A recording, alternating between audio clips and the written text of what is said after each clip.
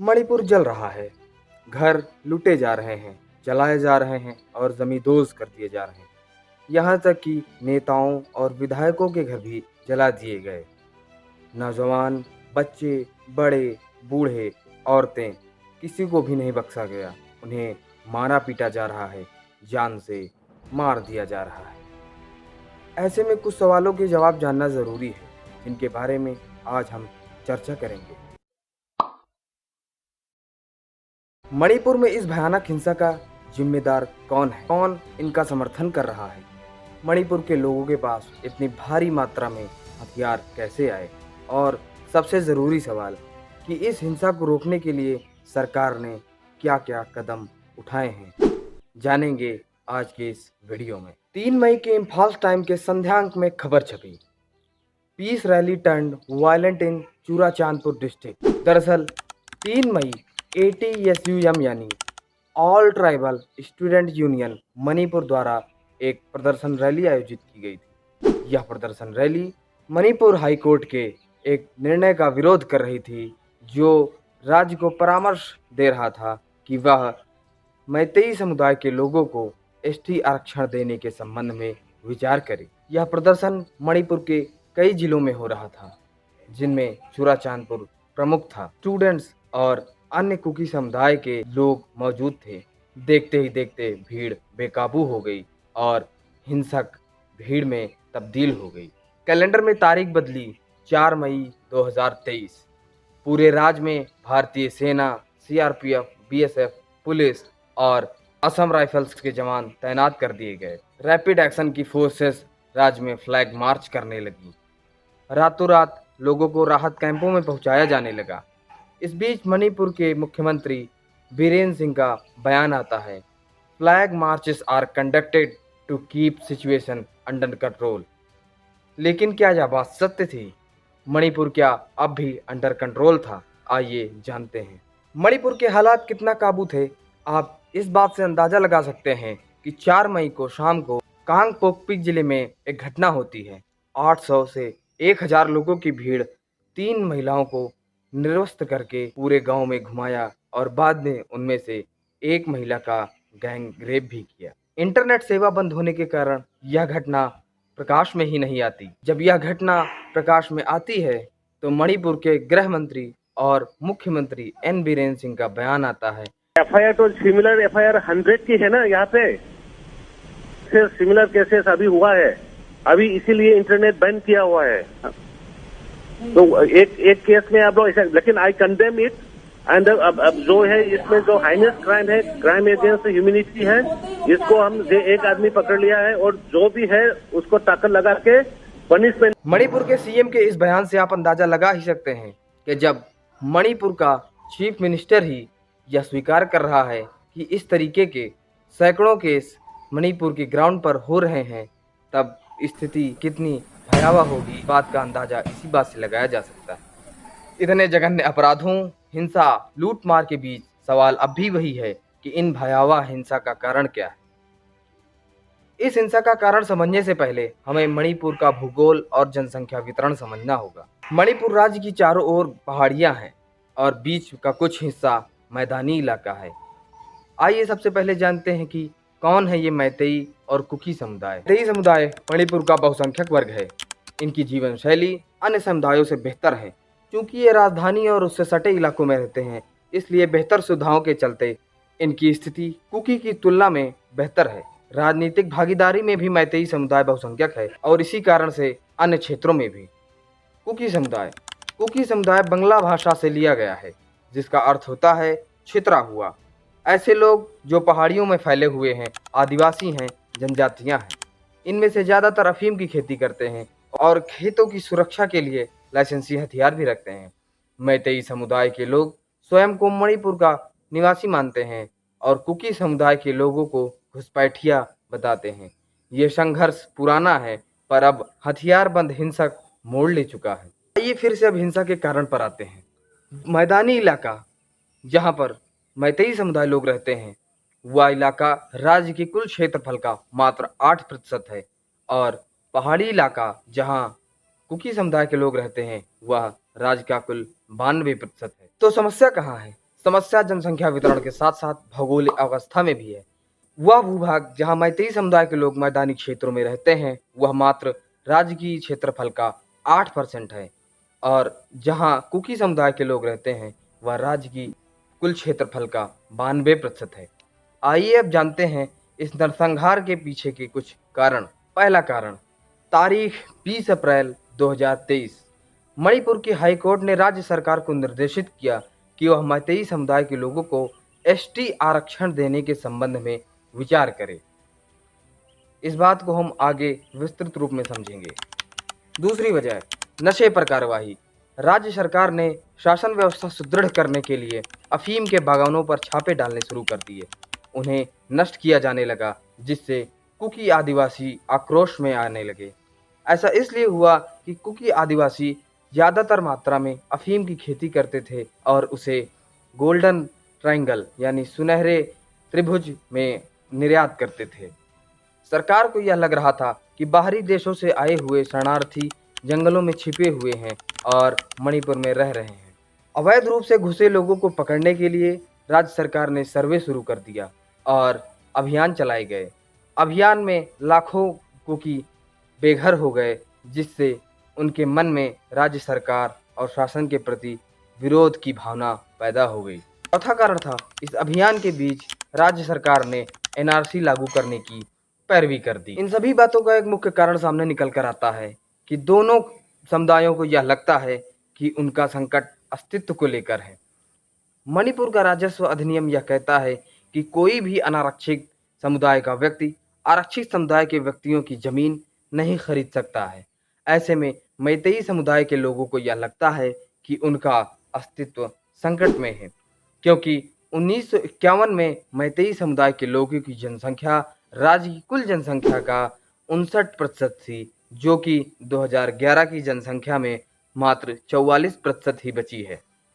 ऐसे में राज्य के कुल क्षेत्रफल के 8% भूभाग में रहने वाले समुदाय को यह लगता है कि यदि उन्हें आगे जमीन और भू के अधिकार न मिले तो उनका अस्तित्व संकट में आ जाएगा। वहीं दूसरी ओर कुकी समुदाय के लोगों को यह लगता है कि राज्य सरकार और राज्य का बहुसंख्यक वर्ग मैतेई समुदाय जब पहले ही उन्हें बाहरी मानता है, तो ऐसे में स्थानीय राजस्व अधिनियम में बदलाव करके पहाड़ी क्षेत्रों और जंगलों में कब्जा कर लेंगे, जिससे उनका अस्तित्व भी संकट में आ जाएगा। राज्य की मणिपुर हाईकोर्ट के परामर्श के बाद कुकी समुदाय के लोगों का यह भय है कि मैदान के बाद अब पहाड़ों में भी मैतेई लोगों का कब्जा हो जाएगा। कुकी लोगों के अनुसार उनकी लड़ाई भी अस्तित्व की है। इसको लेकर कुकी समुदाय की कुछ दलीलें हैं। पहली, सदियों से मैतेई समुदाय राजघरानों से संबंधित रहे हैं, इसलिए वे सभ्य और आधुनिक हैं। उन्हें एसटी आरक्षण नहीं मिलना चाहिए। राज्य की 60 विधानसभा सीटों में 40 सीटें मैतेई समुदाय की हैं।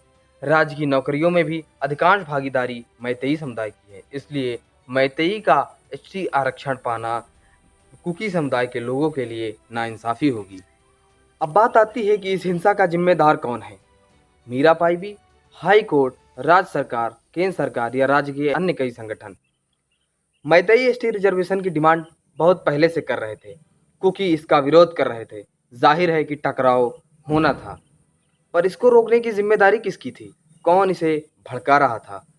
राज्य और भारतीय सेना का आरोप है कि मीरा पाइबी ने हिंसा को बढ़ावा देने में भरपूर सहयोग दिया। लेकिन इससे पहले जानते हैं कि ये मीरा पाइबी हैं कौन। मीरा पाइबी खुद को मणिपुर की मां बताती हैं। इस संगठन का गठन 1977 में समाज में कुरीतियों और बुराइयों को खत्म करने के लिए हुआ था। यह एक महिलाओं का संगठन है, जिनमें मैतेई समुदाय की महिलाएं अधिकांश रूप से सम्मिलित हैं। समाज में फैली बुराइयों के खिलाफ हाथ में मशाल पकड़ी हुई महिलाएं। लेकिन फिर इनके ऊपर उग्रवादी संगठनों से जुड़ने और उग्रवादी कार्यों में लिप्त होने के आरोप लगने लगे। 21वीं सदी के प्रारंभ में मीरा पाइबी ने सैनिकों के काफिले को रोककर 12 अलगाववादियों को छुड़ा लिया। आज मणिपुर की हिंसा को भड़काने में मीरा पाइबी समान दोषी हैं। सुरक्षा बलों, पुलिस का कहना है कि मीरा पाइबी सैकड़ों की संख्या में भीड़ लेकर आती हैं और वाहनों, कार्यालयों का घेराव करती हैं, जिनकी आड़ में पुरुषों की भीड़ हमला करती है। ऐसे ही कई संगठन हैं जिन्होंने अपने तरीके से मणिपुर को हिंसा की आग में झोंका है। क्या मणिपुर हाई कोर्ट को भी इस हमले का दोषी माना जा सकता है? क्योंकि हाई कोर्ट के फैसले के बाद ही मणिपुर में विरोध प्रदर्शन उग्र रूप लेना शुरू हो गए। मणिपुर हाई कोर्ट के इस फैसले पर सुप्रीम कोर्ट ने टिप्पणी की थी कि मैतेई समुदाय को आरक्षण देने का सुझाव गलत था। मणिपुर के इस हिंसक संघर्ष में आधुनिक हथियारों का भी भरपूर उपयोग हुआ। ऐसे हथियार जो भारतीय सेना, भारतीय पुलिस और बीएसएफ के जवानों के पास हैं। ऐसे में ये सवाल उठता है कि ये अत्याधुनिक हथियार दोनों समुदायों के पास आए कहां से? मैतेई समुदाय और कुकी समुदाय के लोग यह दावा करते हैं कि उनके पास सिर्फ लाइसेंसी हथियार हैं। हालांकि ये दावे झूठे हैं। कुकी समुदाय अफीम की खेती करता है और सुनहरे त्रिभुज से जुड़े होने के कारण इनके पास पर्याप्त अत्याधुनिक हथियार आते रहते हैं। सुनहरा त्रिभुज है क्या? बर्मा, थाईलैंड और लाओस की भौगोलिक स्थिति से बना एक सुनहरा त्रिभुज जो अफीम की खेती और ड्रग्स के विस्तार के लिए कुख्यात था और मणिपुर से सटे होने के कारण अफीम उगाने और उसकी सुरक्षा हेतु हथियार मुहैया कराता था। कुकी समुदाय के पास तो हथियार सुनहरे त्रिभुज से आते हैं, लेकिन मैतेई समुदाय के पास हथियार कैसे आते हैं? मैतेई समुदाय की महिलाओं का एक संगठन जो कि पुलिस और सेना के काफिलों को रोकता है, उनसे लूट करता है। आर्टिलरीज लूटी जाती हैं, बड़े बड़े हथियार लूटे जाते हैं। इन हथियारों का उपयोग मणिपुर की हिंसा को भड़काने के लिए किया जाता है। ये हथियार सेना, पुलिस, असम राइफल और अन्य सरकारी संस्थानों से लूटे जाते हैं, जिनका भरपूर उपयोग मणिपुर की हिंसा को भड़काने में किया जा रहा है। और आखिर में सबसे ज़रूरी सवाल, सरकारों ने क्या क्या कदम उठाए? आइए जानते हैं कि इस हिंसा को रोकने के लिए राज्य की एन बीरेन सिंह और केंद्र की नरेंद्र मोदी सरकार ने क्या कदम उठाए, या यूं कहें कि क्या असफल कदम उठाए। 4 मई 2023 राज्य सरकार ने राज्य में कर्फ्यू लगाया, इंटरनेट सेवा बंद कर दी गई। राज्य में सेना और पुलिस की टुकड़ियां भेजी गईं, जिससे हालात काबू हो सकें। राज्य के मुख्यमंत्री ने सभी समुदायों और संगठनों से अपील की कि राज्य में शांति बनाए रखें। राज्य के गृह मंत्री और मुख्यमंत्री के तौर पर एन बीरेन सिंह फेल रहे। उन पर चारों तरफ से इस्तीफे का दबाव पड़ने लगा। इस बीच सीएम एन बीरेन सिंह अपना इस्तीफा लेकर राज्य के राज्यपाल के पास जा ही रहे थे कि रास्ते में उनके समर्थकों ने उनको रोककर उनका इस्तीफा फाड़ दिया। थोड़ी देर बाद एन बीरेन सिंह का ट्वीट आता है कि वह अब इस्तीफा नहीं देंगे। इन सब नाटकीय घटनाओं और जलते मणिपुर के बीच केंद्रीय गृह मंत्री श्री अमित शाह हालात का जायजा लेने मणिपुर पहुंचे। कैलेंडर में तारीख लगी 29 मई 2023। वे मणिपुर के गवर्नर से मिले और अन्य अधिकारियों से हालात का जायजा लिया। अगले दिन वे मीरा पाइबी और अन्य संगठनों से मिले, जिसके बाद उन्होंने मणिपुर में शांति को लेकर कई वादे किए। इसके बाद एक कयास लगाए जाने लगे कि मणिपुर में शांति अब स्थापित होगी, हालात सामान्य होगी। लेकिन गृह मंत्री के दौरे के बावजूद मणिपुर में हालात काबू में नहीं थे और किसी ने इसकी सुध भी नहीं ली। अगर एक दो उदाहरण छोड़ दिए जाएं तो किसी भी मेन स्ट्रीम मीडिया चैनल्स ने इसे अपने प्राइम टाइम में जगह नहीं दी। यह मुद्दा मीडिया चैनल्स और ट्विटर की बाहर की दुनिया में तब आया जब 4 मई 2023 की घटना 20 जून को सोशल मीडिया पर वायरल होती है, जिसके बाद भारत के सुप्रीम कोर्ट का यह बयान आता है कि यदि केंद्र सरकार ने इस पर जरूरी कदम नहीं उठाए तो हम स्वतः संज्ञान यानी सुओ मोटो का उपयोग करेंगे। आखिरकार हिंसा के 77 दिन के पश्चात और मानसून सत्र की शुरुआत के पहले भारत के प्रधानमंत्री श्री नरेंद्र मोदी का यह बयान आता है कि मणिपुर की घटना को देखकर मन पीड़ा और दुख से भर गया है। प्रधानमंत्री नरेंद्र मोदी की इस चुप्पी को लेकर और इस बयान को लेकर काफी आलोचना हुई। विपक्ष ने भी प्रधानमंत्री नरेंद्र मोदी की चुप्पी को लेकर निशाना साधा। हर समय अपने बयानों से चर्चा में रहने वाले प्रधानमंत्री नरेंद्र मोदी जब इतने संवेदनशील मुद्दे पर अपनी राय नहीं रखते हैं या फिर कोई कठोर कदम नहीं उठाते हैं तो आलोचना तो तय है। The government should stop this whataboutery. If you're asked about Manipur, talk about Rajasthan. Like if you ask anyone about Bengal, if you ask the Trinamool about Bengal, they want to talk about Manipur. If you ask the center about Manipur, they want to talk about the attacks on women in Rajasthan. To score a political brownie point, to balance things. This is wrong, just wrong, and what is wrong must be called out. Wrong.